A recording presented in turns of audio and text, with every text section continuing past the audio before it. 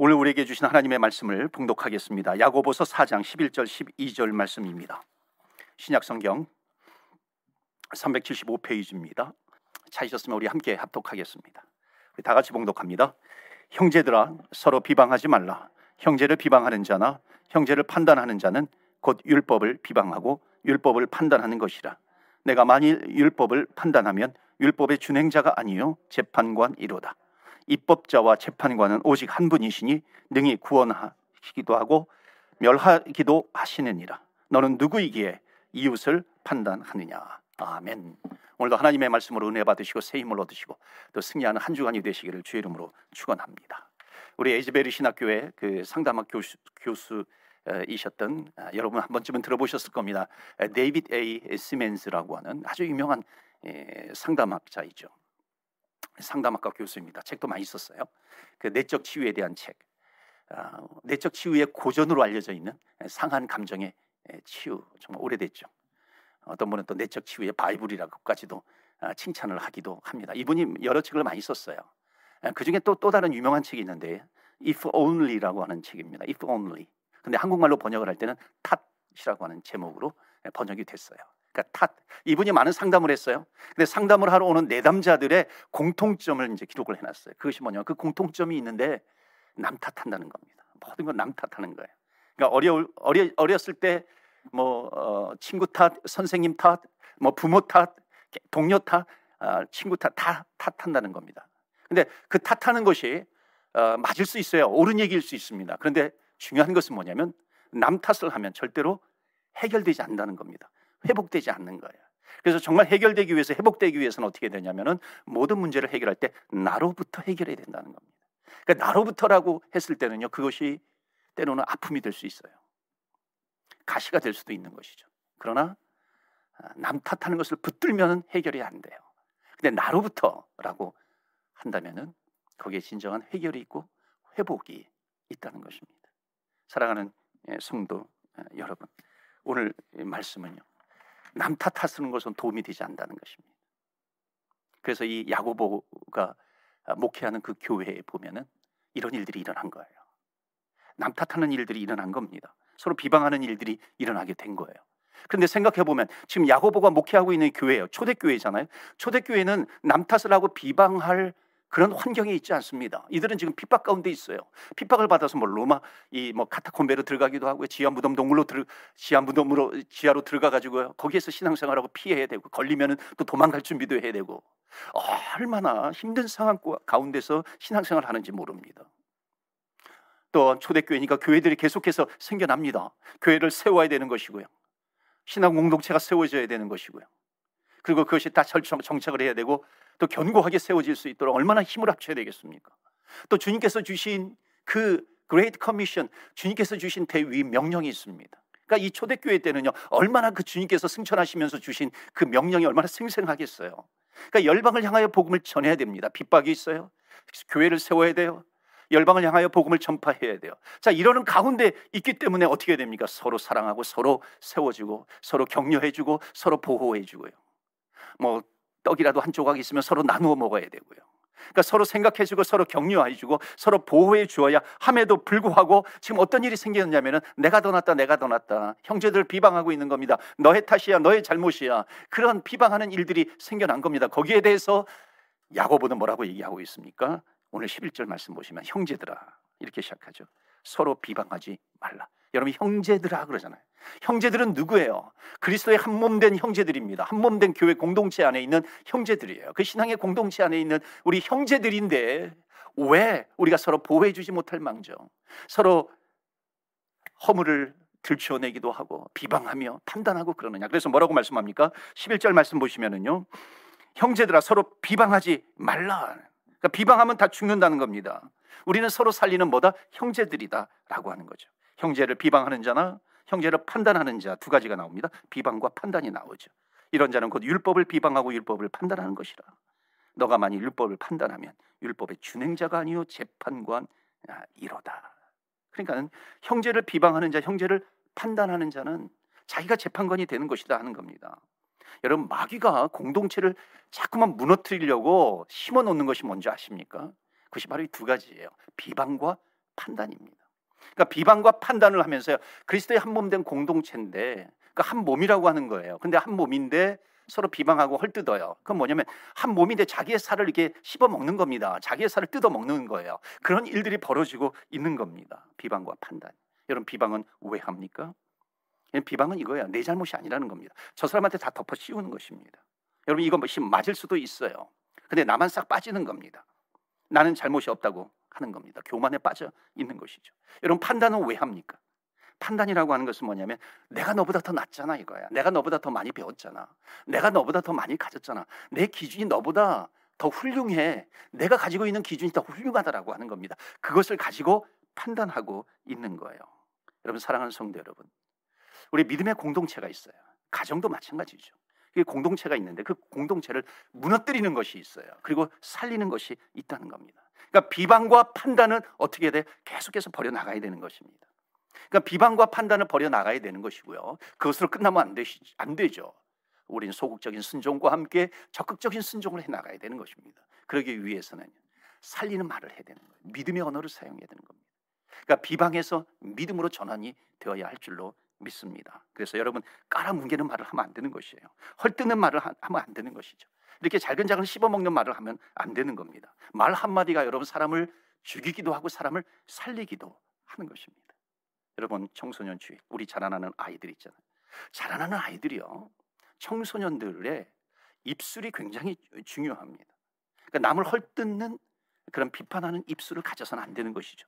여러분, 이것이 어렸을 때에, 청년 때, 청소년 때에 그런 남을 헐뜯는 비난하는 언어를 가지게 되면요, 이것이 나중에 크면 클수록 이것이 습관이 되는 것입니다. 습관이 된다라고 하는 것은 뭐예요? 그것이 부끄러운 행위임에도 불구하고 부끄러운지 생각 모르고 계속해서 한다는 겁니다. 중독이 되어 간다는 것이죠. 그러니까 여러분, 어렸을 때부터 남을 비난하는 것을, 비방하는 것을 배워가면 안 되는 것이죠. 그것은 배울 필요가 없는 것입니다. 그러니까 한번 그것이 물들으면요, 술, 담배, 마약 이런 거 끊는 것보다도 더 어려운 겁니다. 문제는 그것이 잘못인지 몰라요. 그렇기 때문에 계속해서 그것이 그 안에 새겨지고 그것을 사용하고 그러면서 내 영적으로는 더 무너져 가는 것입니다. 여러분, 남을 비방하는 것이 습관이 되면은요, 버릇이 되면은 정말 중단하기가 어려운 거예요. 그래서 여러분, 우리는 어떻게 해야 됩니까? 정말 주님께서 우리에게 주신 말씀이 무엇인가 하는 것을 붙들어야 되는 거예요. 말씀이 생명이라고 하는 것입니다. 말씀이 우리의 마음속에 새겨져야 되고, 말씀이 우리의 입술 언어에서 나와야 되는 것이죠. 그 말씀은 뭐예요? 살리는 언어입니다. 살리는 말이죠. 예수님께서 하늘 영광의 보좌를 버리시고 이 땅에 내려오셨어요. 말씀이 육신이 되신 분이에요. 예수님 자체가 말씀이에요. 그 말씀이 어떻게 됐어요? 십자가에서 우리의 모든 죄를 지시고 십자가에 죽으셨어요. 예수님은 말씀으로 오셨어요. 그 예수님의 십자가에 죽으신 것은 우리를 살리시기 위해서 오신 줄로 믿습니다. 그렇기 때문에 비방하는 말을 버리고 어떻게 돼요? 공동체가 살기 위해서, 내 영혼이 살기 위해서는 비방하는 말을 버리고 살리는 언어를 사용해야 한다는 것입니다. 이것이 바로 믿음의 언어예요. 그래서 오늘 우리에게 주신 첫 번째 제목이 있습니다. 첫 번째 메시지는 뭐냐면요, 어떻게 하면 우리가 살리는 언어를 사용할 수 있는 것인가. 여러분, 남을 볼 때요, 단점을 보는 것이 아니라 장점을 보아야 한다는 것입니다. 여러분, 사람들은 누구나 단점을 가지고 있어요. 근데 장점도 가지고 있습니다. 한두 가지 장점은 다 가지고 있는 것입니다. 그러니까 단점만 보지 말고 장점만 봐야 됩니다. 여러분, 우리 자녀들도요, 하나님께서 주신 탤런트는 다 있습니다. 우리의 기준을 가지고 가니까 그런 거예요. 이게 내 판단하는 거거든요. 내 기준이 판단의 기준이 되어버린 겁니다. 여러분, 자녀들은요, 공부만 잘하는 것, 여러분, 하나님께서 그 자녀들에게 주시는 것은요, 반드시 장점이 있습니다. 공부를 잘하는 아이들이 있어요. 공부를 못하면 또 운동을 잘하는 아이들이 있어요. 또 그것을 못하면 아트를 잘하는 아이들이 있어요. 하나님께서 주신 장점은 다 있다는 겁니다. 그 장점을 보아야 되는 것이죠. 단점을 보면서 그것을 지적하는 것이 아니라 장점을 보면서 그것을 살려주어야 한다는 것입니다. 여러분, 사람을 어떻게 보느냐에 따라 가지고요, 사람을 어떻게 보는 관점에 따라서 두 부류로 나눕니다. 하나는 뭐냐면 그 사람의 장점을 보느냐 아니면 단점을 보느냐 하는 거예요. 여러분, 장점부터 봐요? 단점부터 봐요? 단점부터 보게 되면요, 그 공동체를 무너뜨릴 확률이 굉장히 높습니다. 장점부터 보게 되면 그 공동체를 살릴 가능성이 훨씬 높은 거예요. 여러분, 단점부터 보는 사람은요, 여러분, 교회 안에 우리 성도가 됐어요. 그럼 단점부터 봐요. 이것이 부족해. 이것은 왜 이래? 저건 문제야. 이렇게 단점부터 보게 돼요. 여러분, 이렇게 단점부터 보게 되는 거, 이것이 결코 나쁜 것만은 아닙니다. 왜냐하면 다른 사람들보다도 그게 더 눈에 확 띄는 거거든요. 어찌 보면은 그게 탤런트의 또 은사예요. 그런데 거기에 뭐가 들어가냐? 말씀이 들어가는 거예요. 믿음이 들어가는 겁니다. 거기에 믿음이 들어가게 되면은요, 그 보는 것이 확 드러나요, 나한테. 근데 거기에 믿음이 들어가니까는 문제가 보이는데 문제를 가지고 비방하고 판단하는 것이 아니라 하나님께서 그래서 나를 이곳에 보내주셨구나, 이 공동체에 하나님께서 보내주셨구나, 그 믿음을 가지는 겁니다. 그러면 살리게 되는 것이죠. 하나님께서 나에게 주신 그 약점을 통해서, 문제를 통해서 사명을 발견하게 되는 겁니다. 사명을 발견하게 되면 어떻게 돼요? 그 사명을 가지고 헌신하는 거죠. 순종하고 충성해 나아가는 겁니다. 그러니까 하나님의 놀라운 일꾼이 될 수 있는 가능성이 있는 것이에요. 근데 비방이 비방으로 약점을 보는 것으로 끝나면 안 되는 것이죠. 믿음이 들어가야 되는 것입니다. 그래서 믿음이 들어가면은요, 장점이 보이게 됩니다. 장점이 보이게 되면은요, 내 입술에서 살리는 언어가 나와요. 감사의 고백이 나옵니다. 은혜가 나옵니다. 정말 하나님께서 나에게 주신 은혜야, 너무나도 감사해, 하나님께서 나를 이것 때문에 보내주셨구나, 그런 간증들이 차고 넘치는 것입니다. 그렇기 때문에 서로 세워주게 되는 거예요. 격려하게 되는 것이고, 축복하게 되는 것이고, 또 칭찬을 하게 되는 것입니다. 그 공동체에 와서 나는 이거에 대해서 배우고 싶어요. 겸손해지는 것입니다. 여러분, 무엇을 보느냐에 따라 가지고요, 그 인생이 놀랍게 바뀝니다. 어떤 관점을 가지고 보느냐에 따라 달라진다는 것입니다. 여러분, 우리가 너무나도 잘 아는 말씀이 있잖아요. 12명의 정탐꾼이 가나안 땅, 하나님께서 약속해 주신 가나안 땅에 들어갑니다. 그런데 가나안 땅에 들어갈 때에 12명의 정탐꾼을 보내는데 10명의 정탐꾼과 여호수아와 갈렙 2명의 정탐꾼이 보는 건 똑같았어요. 가나안 땅에 가니까 거기에 10명의 정탐꾼은 무엇을 봐요? 거인들을 보는 거야. 골리앗과 같은 거인, 자이언트들이 거기 있어요. 갈렙 족속들이 있어요. 그들을 보는 건, 그러니까는 두려운 겁니다. 그들을 보니까 우리가 돌아가자 그러는 거죠. 그러나 여호수아와 갈렙은요, 똑같이 보았어요. 거인들을 보았어요. 그러나 또 무엇을 보았는지 아세요? 물론 하나님의 약속을 붙들었어요. 근데 그 거인들이 들고 있는 포도송이, 이 엄청난 포도송이를 본 겁니다. 야, 정말 하나님께서 주신 땅이 맞구나, 가자, 이렇게 되는 겁니다. 여러분, 무엇을 보느냐에 따라 가지고, 그 보는 것에 따라서 내가 행동하게 되는 겁니다. 무엇을 봅니까? 여러분, 장점을 보십니까? 아니면 단점을 보십니까? 여러분, 무엇을 보느냐에 따라 가지고 가나안 땅에 들어가느냐, 못 들어가느냐, 인생이 바뀌어지는 겁니다. 그래서 우리에게 주시는 메시지 뭐예요? 믿음의 사람은 무엇을 봅니까? 단점을 보는 것이 아니라 장점을 보게 된다는 겁니다. 그래서 여러분, 우리는 기도해야 돼요. 정말 노골적으로 우리는 기도해야 됩니다. 하나님, 정말 내가 이 형제의, 우리 자녀의 이웃의, 우리 공동체 안에서 우리 신앙의 형제들의 단점을 보는 것이 아니라 하나님, 장점을 보게 해 주시옵소서. 우리는 기도하면서 나아가야 됩니다. 그러기 위해서는 얼마나 내가 보는, 무엇을 바라보느냐라고 하는 관점이 중요한가.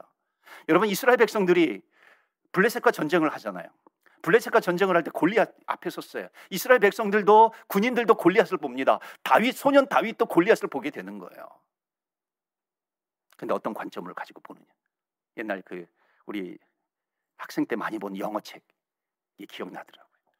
정말 우리 많이 보았어요. 우리 시대 때는 성문 기본 영어, 기본적으로 보았어요. 성문, 그 다음에 그거 띄면은 성문 종합 영어, 성문 종합 영어 보다가 또 안 되면 다시 성문 기본 영어 보아요. 뭐 삼위일체, 아주 유명한 그런 교과서, 이 참고서, 영어 참고서들이 있었죠. 거기에 나오는 걸로 제가 기억을 하는데요. 거기에 예문들이 나와요. 근데 어떤 예문이 있었냐면, Goliath is so big, I can't beat him. 골리앗은 너무 커. 그래서 나는 너무 커가지고 나는 무서워, 이길 수 없어, 물리칠 수 없어 라고 하는 겁니다. 그런데 또 뭐가 나오냐면, Goliath is so big, I can't miss him. 골리앗은 너무 커. 그런데 나는 크기 때문에 나는 I can't miss it. 나는 놓칠 수 없어. 여러분은 어떻게 보느냐에 따라 가지고 똑같은 골리앗을 보는데요, 무슨 관점을 가지고 보느냐라고 하는 겁니다. 한 사람은 골리앗은 너무 크기 때문에 너무 두려워. 그 창이 막 보이는 거예요. 거대한 무기가 보이는 겁니다. 그 2m가 넘는 그 키가 막 보이는 거예요. 나는 두려운 거예요. 떠는 거예요. 그런데 또 한편으로는요, 골리앗은 너무 커요. 그럼에도 불구하고 골리앗은 크니까 내가 가지고 있는 물맷돌 던지면 맞을 면적이 너무 큰 거예요. 그 이마가 너무 크게 보이는 거예요. 그래서 I can't miss him. 나는 놓칠 수 없다는 거죠. 여러분, 무슨 관점을 가지고 보느냐라고 하는 것이 얼마나 중요한 것인가. 여러분, 형제를 비방하는 이유가 뭔지 아세요? 비방할 거리가 많아서 비방한 게 아니에요. 그것을 보기 때문에 그런 거예요. 그것이, 그 관점을 가지고 보고 그것이 눈에 확 들어오기 때문에 내가 비방하고 판단하는 것이죠. 여러분, 공동체를 살리는 사람들의 눈에 보이는 것은요, 약점이 먼저 보이지 않습니다. 단점이 먼저 보이지 않아요. 장점을 보고 칭찬하는 겁니다. 아, 저 사람 저런 장점이 있구나, 저런 은사를 가지고 있구나. 사랑하는 성도 여러분, 여러분 눈이 열려서 상대방의, 이웃의, 형제의 장점을 보시기를 축원합니다. 단점을 일단 내려놓는 거예요. 하나님께서 나에게 주시는 은사는 뭐냐면 장점을 먼저 보라고 하는 것입니다. 그러니까 여러분, 공동체 안에서 그 가정이든지 또는 교회이든지 속회이든지 뭐 선교회이든지 직장이든지 학교이든지 상관이 없이 가는 곳곳마다 나는 남의 단점을 보는 것이 아니라 장점을 보게 해 주시옵소서. 여러분, 우리는 내가 살기 위해서 남 탓하는 경우가 얼마나 많은지 모릅니다. 우리 속회가 만약 좀 은혜가 떨어지는 것 같아요, 여러분 어떻게 아십니까? 아니, 그 사람이 들어와서 그런 거야. 여러분, 남 탓하지 않으십니까? 여러분, 우리 집이 화목하지 않은 것은 그 사람이 있기 때문에 그런 거예요. 내 탓이 아니라 남 탓으로 돌리는 것입니다. 공부를 못하는 것은 내가 최선을 다해서가 아니라 선생님 때문이에요. 남 탓으로, 남 잘못으로 돌리는 것입니다. 내가 사업이 어려운 것은 그때 그 인간 때문이야. 남 탓이에요. 남에게 돌리는 겁니다. 그러니까 문제의 한가운데 언제나 나는 없는 거예요. 나는 사라지고 없어요. 온데간데 없어요. 그리고 내가 문제를 떠넘길 사람만 보이는 겁니다. 그 관점으로 보는 거예요. 여러분, 그것이 남 탓으로 돌리는 것이 틀리지 않을 수도 있어요. 맞는 말일 수도 있잖아요. 근데 문제는 뭐냐면 아무리 맞는 말이라 할지라도 옳은 말이라 할지라도 남을 탓해서는 문제가 해결되지 않는다는 거예요. 그러니까 문제가 해결돼야 되잖아요. 회복이 돼야 되잖아요. 그러니까 문제가 회복되는 것은 남 탓함으로 말미암아 문제가 해결되는 것이 아니라 나에게부터 나와야 한다는 것입니다. 그래, 아프지만요, 내가 수술할 줄을 알아야 한다는 거예요. 여러분, 그래서 비방하는 것에 대해서요, 성경은 굉장히 집요하게 다루고 있습니다. 너는 누구이기에 이웃을 판단하느냐 하는 거예요. 말을 통해서 우리가 누구인지 드러납니다. 여러분, 막말하는 사람이 있어요. 그 더러운 말을 내뱉는 사람이 있습니다. 일단 더러운 말을 내뱉고요, 막말하는 사람에 대해서는 신뢰할 수가 없잖아요. 거대한 무슨 민족을 얘기해요, 정의를 얘기해요. 그럼에도 불구하고 막 저주를 내뱉는 그런 말을 하고 있어요. 어찌 보면요, 우리가 상종하지 말아야 되는 겁니다. 물론 그렇다고 해가지고 그런 사람들을 비방하는 것이 아니에요. 그러니까 공동체 가운데 그런 비방하는 말, 저주하는 말, 더러운 말, 이런 말을 하게 되면은요, 공동체 안에서 내가 지금 잘못하고 있구나라고 하는 것을 깨달아야 되는 겁니다. 우리가 비방하지 않고 그런 사람들에서 말을 하지 않아도요, 우리가 애통해하는 마음을 가지고 있으면은요, 그런 것에 대해서 분위기를 느끼게 되는 것이죠. 그러니까 공동체는 살아나게 되는 겁니다. 여러분, 아프지만 자꾸만 나를 볼 수 있어야 되는 것이죠. 그런 비방이라고 하는 건요, 정말 마귀가요, 그 공동체를 신속하게 무너뜨리기 위해서 마귀가 심어 놓는 겁니다. 그런데 자꾸만 우리는 또 그것에 넘어가게 되는 것입니다. 어떻게 해야 될까요? 비방하고 싶은 일이 생각날 때마다 여러분, 예수님을 생각하셔야 됩니다. 주님을 생각하셔야 돼요. 예수님은 이 땅에 오셔서 죄가 하나도 없으신 분, 만약 예수님이 죄가 있다면은요, 우리를 사랑한 죄밖에 없는 거예요. 만약에 예수님께서 십자가에 달려 돌아가시면서 남을 탓했다면 우리의 인생은요, 정말 남을 탓하는 것뿐만 아니라 내가 화병에 걸려가지고 죽을 경우까지 되는 것이죠. 근데 주님께서는요, 예수님께서는 남을 탓하지 않으셨어요. 우리의 모든 죄를 지시고 십자가에 죽으셨습니다. 그리고 뭐라 그래요? 주님, 저들의 죄를 용서해 주옵소서. 저들이 하는 일을 모릅니다. 여러분, 이게 십자가의 언어예요. 여러분, 우리가 비방하고 싶을 때, 판단하고 싶을 때, 그것 때문에 공동체가 무너져 내려갈 때, 여러분, 우리는 깨달아야 됩니다. 우리는 예수님을 생각해야 돼요. 예수님의 언어예요. 십자가의 언어를 우리는 붙들어야 되고, 십자가의 언어를 우리는 사용해야 됩니다. 그 십자가의 언어가 뭐예요? 주님, 저들을 용서해 주옵소서. 저들은 저들이 하는 일을 모릅니다. 비방하는 것이 아니에요. 여러분, 스테반 집사님도 마찬가지입니다. 돌에 맞아서 순교를 당할 때 어떻게 했습니까? 하늘을 바라보고요, 십자가의 언어를 사용하는 겁니다. 저들을 용서해 주세요. 저들은 저들이 죄를 모릅니다. 비방하지 않았어요. 십자가의 언어를 사용했어요. 아브라함 십자가의 언어를 사용했죠. 소돔과 고모라를 하나님께서 멸망시킨다 그랬을 때 이 아브라함도요, 주님 앞에 나가 엎드리는 거예요. 그러면서 뭐라 그래요? 이 십자가의 언어입니다. 의인 10명이 있으면 저들을 멸하시겠습니까? 하나님, 저들을 살려주세요 라고 하는 겁니다. 여러분, 우리는 십자가의 언어를 사용해야 할 줄로 믿습니다. 끌어안아야 되는 것이죠. 그럴 때 가정과 공동체와 속회, 선교회가 다 살아나게 될 줄로 믿습니다. 여러분, 약점이 드러납니까? 약점을 보지 마시고 장점을 보세요. 장점이 드러나지 않습니까? 십자가의 언어를 사용하시는 저와 여러분 되시기를 축원합니다. 두 번째로요, 11절 말씀 다시 한번 보시면요, 형제들아 서로 비방하지 말라. 형제를 비방하는 자나 형제를 판단하는 자는 뭐라 그래요? 곧 율법을 비방하고 율법을 판단하는 것이라. 너가 만약 율법을 판단하면 율법의 준행자가 아니요 재판관이로다. 그러니까 형제를 비방하고 판단하는 것은 내가 율법을 비방하고 판단하는 것이다. 내가 준행하지 않기 때문에 그런 것이다. 율법을. 여러분, 이것은 무슨 말이냐면, 여러분, 율법의 가장 기본되어 있는 율법이 무엇입니까? 너는 마음을 다하고 뜻을 다하고 정성을 다하고 힘을 다하여 주 너의 하나님을 사랑하라. 그리고 뭐라 그래요? 너의 이웃을 너의 몸과 같이 사랑하라라고 하는 겁니다. 예수님께서 뭐라 그러셨나요? 너희들이 서로 사랑하는 것을 보면 비로소 너희들이 내 제자인 줄 알리라라고 하는 거예요. 자, 우리는 이런 사랑의 율법을 받았어요. 율법을 받았음에도 불구하고 그 율법을 준행하지 않고 비방하고 판단하면 너희가 재판관이 된다는 것입니다.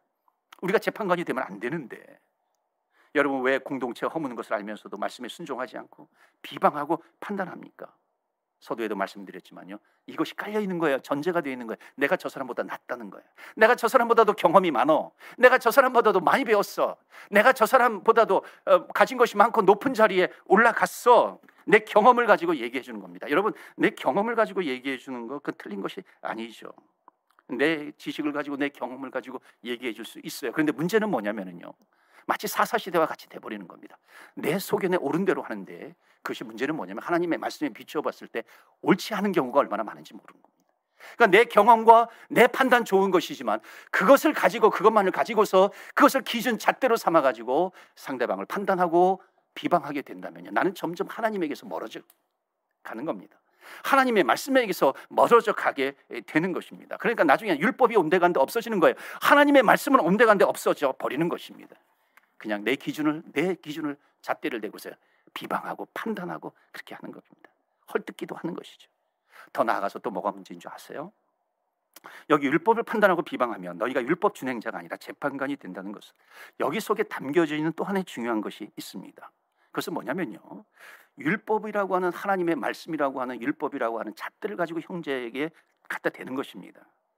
자, 그러니까 야고보 교회에서요, 이 교회에서 어떤 일이 생기는 거냐면, 형제가 형제를 판단하는 기준이 경험이라든지 지식이 아니라 그냥 하나님의 말씀을 가지고 하는 거예요. 여러분, 하나님의 말씀을 가지고 기준을 삼아가지고 형제를 비방하고 판단하는 거 잘못된 건가요? 잘못되지 않은 건가요? 잘못된 거 아니잖아요. 그렇게 우리는 질문할 수 있습니다. 하나님의 말씀을 가지고 당신 그렇게 살면 안 돼. 여보게 당신 이 하나님의 말씀을 봐. 이것을 보면은 당신 그렇게 하면 안 되지. 이건 성경에 기록되어 있는 것이잖아. 말씀에 기록되어 있는 것이잖아요. 그렇게 살면 안 되지. 여러분, 이것이 문제가 되는 건가요? 문제가 된다는 거예요. 왜 그런 줄 아십니까? 하나님께서 우리에게 말씀을 주신 것은 우선적으로 그 말씀을 누구에게 기준이 되냐면 나에게 기준이 되라고 하신 그런 말씀입니다.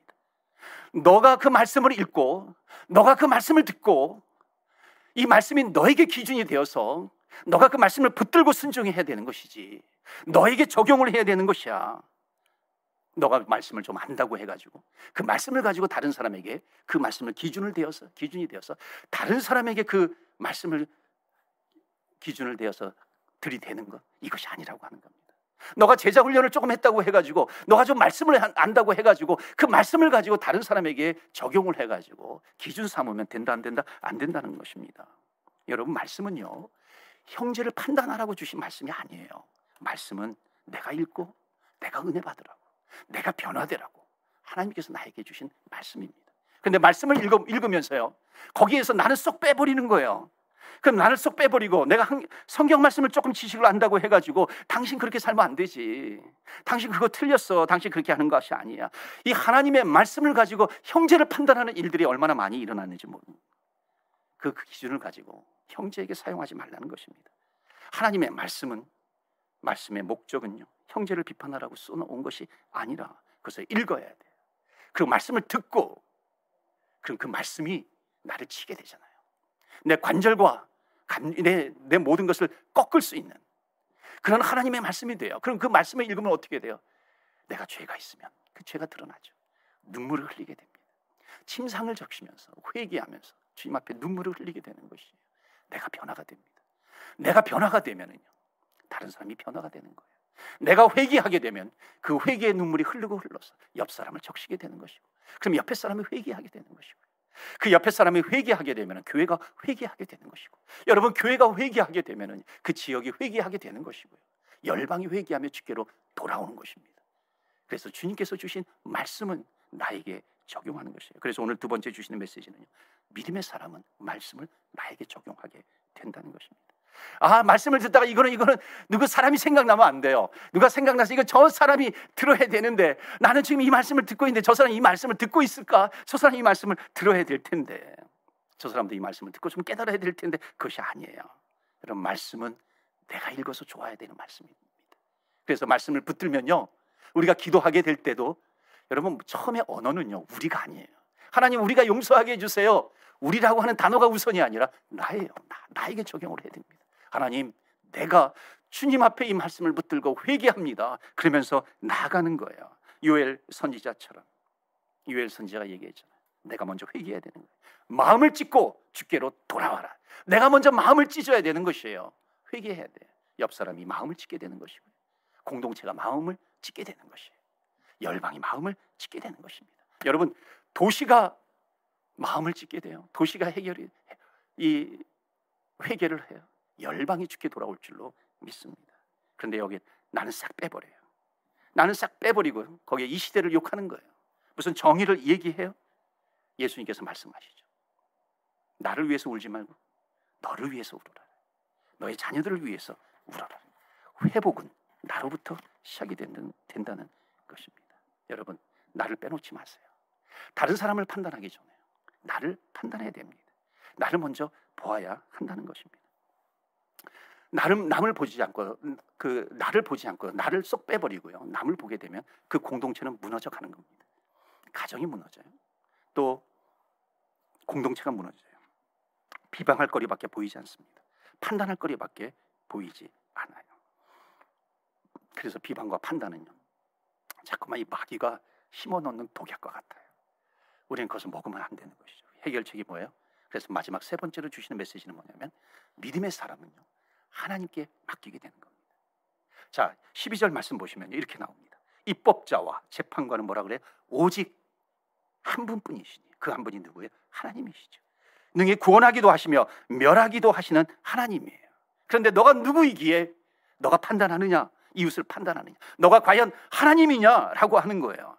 재판관은, 판단하는 사람은 오직 한 분이다. 여기에서 하나님께 맡기는 건요, 하나님께 맡긴다라고 하는 것은 뭐 근심을 맡기라, 물질을 하나님께 맡기라, 그것이 아닙니다. 여기에서 지금 맡기라고 하는 것은 뭐냐면, 너가 정말 판단하고 싶은 사람, 너가 그 비방하고 싶은 사람, 어찌 보면 좀 원수와 같은 사람, 그런 사람이 있느냐? 그걸 어떻게 해라? 너가 비방하지 마, 너가 판단하지 말고 하나님 앞에 맡기라는 것입니다. 왜냐하면 재판관은 누구예요? 하나님 한 분밖에 안 계시다라고 하는 거예요. 너가 재판관이 되면 안 돼. 너가 누구이기에 너가 이웃을 판단하고 있는가 하는 겁니다. 판단할 수 없다라고 하는 겁니다. 재판관 오직 한 분뿐이에요. 하나님 한 분뿐이십니다. 여러분, 마태복음 13장에 가면 이런 얘기가 있어요. 마태복음 13장에 가면은 그 알곡을 뿌렸어요. 밭에 알곡을 뿌렸는데 나중에 보니까는, 이 종이 가서 보니까는 알곡만 자라야 되는데 뿌리지 않은 가라지가 나는 거예요. 그래서 주인한테 가가지고, 주인님, 지금 알곡만 뿌렸는데 왜 가라지가 나옵니까? 가라지를 뽑아야 되지 않겠습니까? 뽑을까요? 그때 예수님께서, 그래 가서 뽑아라 그랬나요? 그러지 않으셨어요. 놔둬라래요. 놔둬라. 내가 추수할 때에, 즉 심판의 때에 알곡은 모아서 곡간에 드리고 창고에 드리고, 그때 가라지는 뽑아서 불에 태워서 없앨 것이다. 이건 뭐라 그러시는 겁니까? 너가 하라는 겁니까? 아니다, 내가 한다는 겁니다. 이것은 내가 할 일이야. 가라지를 뽑는 거 내가 하는 일이다라고 하는 겁니다. 이건 너에게 맡긴 것이 아니야. 여러분, 이야기가 뭐예요? 심판하지 말라, 비방하지 말라, 판단하지 말라. 이것은 뭐냐면, 그 사람은 잘못이 없고 나에게 잘못이 있어, 그것이 아니라고 하는 것이에요. 정말 그 사람이 잘못을 했다 할지라도요, 가라지라 할지라도, 그 사람이 정말 나쁜 사람이라 할지라도 뭐라 그러는 거예요? 하나님께 맡기라는 것입니다. 주님께 맡기라고 하는 것이에요. 여러분, 정말 그 사람이 잘못하면요, 심판에 대해 하나님께서 심판하실 거예요. 내가 비방했는데, 내가 비방한 것이 잘못될 수 있잖아요. 그럼 얼마나 하나님 앞에서 내가 책망받을 그런 일을 하는 겁니까? 그러니까는 하나님께 맡기는 것이 얼마나 중요한가. 그래서 비방하지 말라, 판단하지 말라. 재판관은 오직 하나님 한 분뿐이야. 너가 무엇이간데 너가 너의 이웃을 판단하느냐. 지금 야고보는 그 교회를 향해서 말씀을 전하고 있는 것입니다. 제가 목회하는 가운데 어느 날 교회에 새로운 분이 오셨어요. 그러니까 몇 사람이 걱정을 하는 거예요. 저 사람 교회를 힘들게 할 사람이라는 겁니다. 저 사람 때문에 상처받은 사람이 너무 많아요, 이 도시에. 그러니까 그 얘기를 많이 들으니까는 저도 좀 걱정이 되기도 하고 부담이 되기도 하는 겁니다. 그 사람의 얼굴을 보니까 정말 좀 만만치 않은 그런 얼굴로 보이는 거예요. 기도하는데 하나님께서 깨닫게 해주신 말씀이 있어요. 그 말씀이 뭐냐면 12해 동안 혈루병에 걸려서 주님의 옷자락을 붙잡는 그 여인이에요. 그 여인의 모습을 보게 해주시는 거예요. 이 사람에게 치이고 저 사람에게 치이고 자기의 모든 것을 다 탕진해버리고 주님의 옷자락을 붙잡은데 또 놓치고 너무나도 군중이 많으니까 사람들은 또 냄새난다고 피하고 그러는 가운데 주님의 옷자락을 붙들고자 하는 그 여인의 모습. 또 하나는요, 여리고성에 정탐꾼이 내려갔을 때 정탐꾼을 살려주었던 그 기생 라합이에요. 기생 라합이 나중에 그 붉은 줄을 내리잖아요.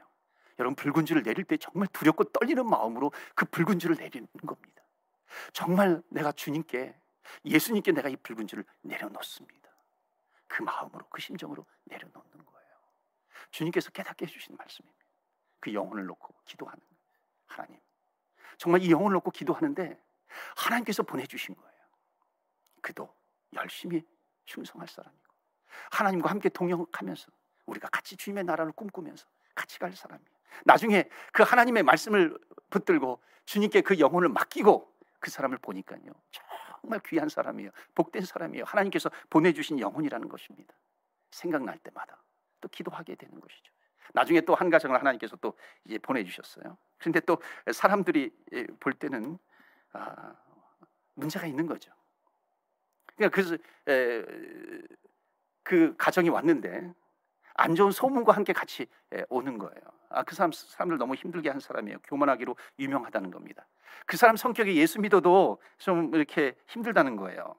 근데 주님의 옷자락을 붙잡은 여인을 보여주시죠. 두렵고 떨리는 마음으로 그 붉은 줄을 내리는 그 기생 라합. 내가 하고 싶은데, 내가 주님을 붙들고 싶은데 그게 안 되는 거예요. 여러분, 좀 그러면 어떻습니까? 성격이 좀 개팍스러우면 어때요? 하나님께서 하실 것인데. 여러분, 사고 쳤으면 어때요? 주님께서 직접 싸매어 주실 것인데, 주님께서 회복시켜 주실 것인데. 선포하는 것입니다. 하나님께서 보내주신 영혼이에요.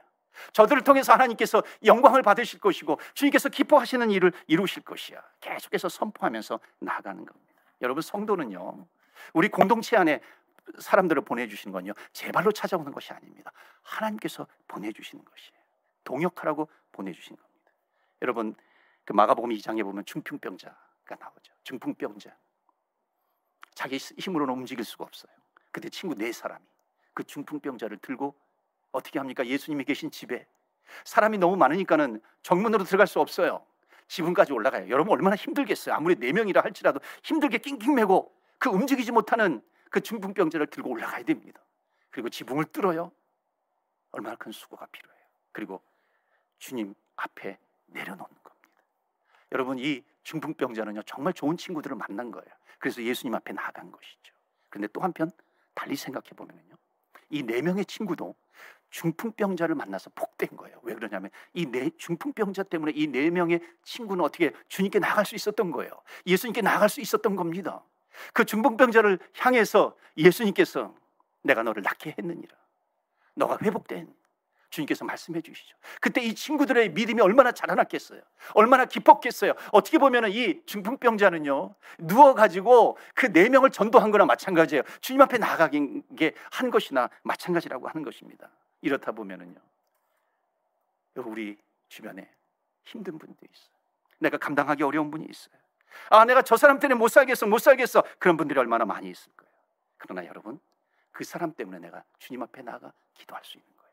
어찌 보면 그 사람은 하나님께서 나에게 보내주신 원수가 아니라, 부담되는 사람이 아니라, 비방할 사람이고 판단할 사람이 아니라 하나님께서 나에게 보내신 천사와 같은 거예요. 왜 그러냐면 그 사람 때문에 내가 더 하나님 앞에 나아갈 수 있잖아요. 가장 귀한 것, 가장 큰 것, 주님 앞에 나아가는 것 아니겠어요?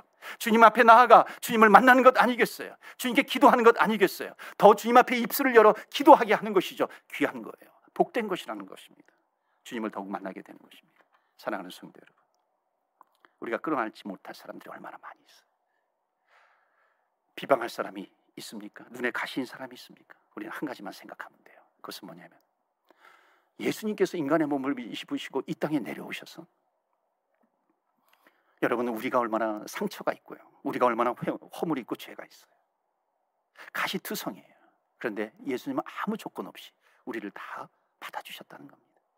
주님께서 우리를 받아주시고 우리를 용납해 주셨는데 우리가 누구를 판단하고 우리가 누구를 비방합니까? 사랑하는 성도 여러분, 혹시 비방하고 싶은 분이 있어요? 판단하고 싶은 분이 있습니까? 내가 재판관이 되고자 하는 그런 사람이 있습니까? 그럴 때마다 여러분 생각하세요. 오늘의 메시지, 단점을 보는 것이 아니라 장점을 보시길 바랍니다. 그것도 안 돼요? 하나님의 말씀을 나에게 적용하십시오. 그리고 주님께 맡기는 겁니다. 예수님께 맡겨요. 주님께 맡기면서 우리는 무엇을 해야 됩니까? 십자가의 언어를 사용해야 되는 것입니다. 저도 주님의 자녀입니다. 하나님의 사랑이 나에게서 흘러가게 하여 주시옵소서. 그럴 때에 하나님께서 회복시켜 주시고, 하나님께서 해결해 주시고, 하나님께서 인도해 주셔서 든든한 믿음의 공동체로 세워주실 것입니다. 그런 공동체요, 그런 가정이 되시기를 주의 이름으로 축원합니다. 아멘. 우리 하늘 같이 기도합니다. 말씀을 붙들고 기도합니다. 오늘 말씀은요, 우리에게 주고 계시는 말씀이에요. 너는 비방하지 말라, 판단하지 말라. 너가 재판관이냐? 너가 무엇이간데 너의 이웃을 판단하느냐? 주님께서 우리의 마음을 두드리고 계십니다. 여러분, 우리가 해야 될 것은 무엇입니까? 하나님의 말씀에 순종하는 것 아니겠어요? 그것이 은혜 아니겠습니까? 그럴 때 하나님께서 우리에게 능력을 주십니다. 나는 못하지만 하나님께서 하실 수 있는 힘과 능력을 주시는 거예요. 그래서 하나님, 정말 비방하는 것이 아니라 장점을 먼저 보게 해 주시옵소서. 주님께 맡기게 해 주시옵소서. 하나님의 말씀을 나에게 먼저 적용하게 해 주시옵소서. 그럴 때에 내가 판단하는 자가 아니라 십자가의 언어를 사용할 줄 믿습니다. 용서해 주옵소서. 사랑을 베풀게 해 주시옵소서. 나는 못하죠. 그러나 나는 못하지만 주님 앞에 엎드리면 내가 깨닫는 것이 있습니다. 나는 못하지만 하나님께서 하게 해주신다는 것입니다. 은혜이죠. 성령의 충만함을 힘입어, 성령의 능력을 힘입어, 나는 못하지만 하나님께서 하십니다. 여러분, 기도가 바로 그것 아니겠어요? 나는 못하지만, 이것이 주의 말씀인데 귀한데 해야 되고 순종해야 되는데 나는 못하지만 주님께서 하실 줄 믿습니다. 우리가 이 시간에 기도하면서 나아갈 때 먼저 회개하면서 나아가기를 원합니다. 비방했던 거, 하나님 정말 헐뜯었던 거, 우리가 같은 그리스도의 한 몸인데 내 살을 이렇게 씹어 먹었던 거, 하나님 정말 용서해 주옵소서. 내가 회개합니다. 회개하면서 나아가기를 원합니다. 그리고 두 번째로는 하나님 정말 사랑할 수 있는 힘을 주시옵소서. 비방하는 것이 아니라 주님 앞에 기도하게 해 주옵소서. 말씀을 붙들게 해 주옵소서. 사랑할 수 있는 힘과 능력을 주실 줄 믿습니다. 여러분, 이 땅에 우리 자라나는 세대들, 청소년들 특별히 위해서, 우리 자녀들 청소년 세대 위해서 기도해 주시기를 바랍니다. 여러분, 그들에게도 계속해서 이 세상에서 마귀가 죄와 하나님을 떠나게 하는 것들을 얼마나 심어주고 있는지 모릅니다.